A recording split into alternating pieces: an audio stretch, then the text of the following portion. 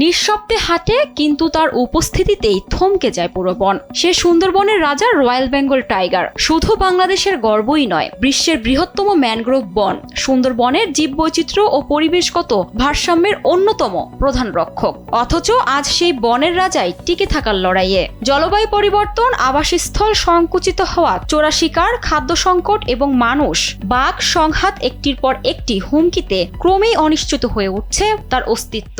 বাঘ আমাদের সুন্দরবনের অহংকার এবং অলংকার, কিন্তু সেই বাঘ এখন বিলুপ্তির দিকে এগিয়ে যাচ্ছে।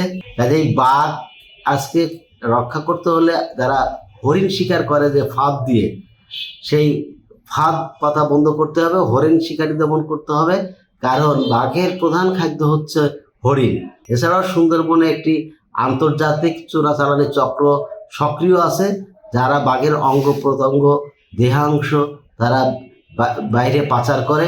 বনের খাল, নদীর তীর কিংবা ঘন ঝোপঝাড় যেখানে অবাধে বিচরণ করে চিত্রা হরিণ, সেখানে প্রতিনিয়ত ফাঁদ পাতে চোরা শিকারীরা। জীবন অবাক না করলে কে করবে? 28% মিল্ক ফ্যাটের অবাক করার সাথে ফ্রেশ মিল্ক পাউডার। জীবন অবাক করুক প্রতিদিন। হরিণ কমে যাওয়ার সংকটে পড়েছে বাঘের প্রধান খাদ্য।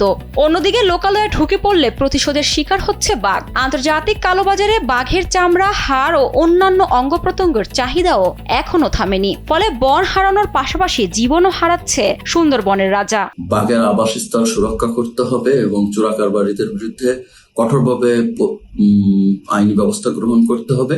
সব প্রতিকূলতার মধ্যেও আশার খবর রয়েছে। সর্বশেষ সরকারি জরিপে সুন্দরবনের রয়্যাল বেঙ্গল টাইগারের সংখ্যা বেড়ে দাঁড়িয়েছে 125টি। আগের জরিপে এই সংখ্যা ছিল 114টি। বন বিভাগের দাবি, নিয়মিত টহল, স্মার্ট পেট্রোলিং, ক্যামেরা ট্র্যাপের ব্যবহার এবং হরিণ পাচারকারীদের বিরুদ্ধে কঠোর অভিযানের ফলেই মিলছে এই ইতিবাচক পরিবর্তন। আমাদের আসলে গত জরিপ, যেটা 2024-এ শেষ হয়, তারপরেই হলো ডিক্লারেশন হয় যে সুন্দরবনে আমাদের 125টি অ্যাডাল্ট টাইগার আছে। সুন্দরবনে যাতে শিকার না হয়, বিশেষ করে হরিণ শিকারই তো মেইন, এবং বাঘ তো বাঘের খাবারের প্রায় 80-85% কিন্তু হরিণ। তো আমরা হরিণ শিকারের যেহেতু প্রবণতা বরাবরই ছিল, আমরা সেইটিকে থামানোর জন্য যত পদক্ষেপ নেওয়া।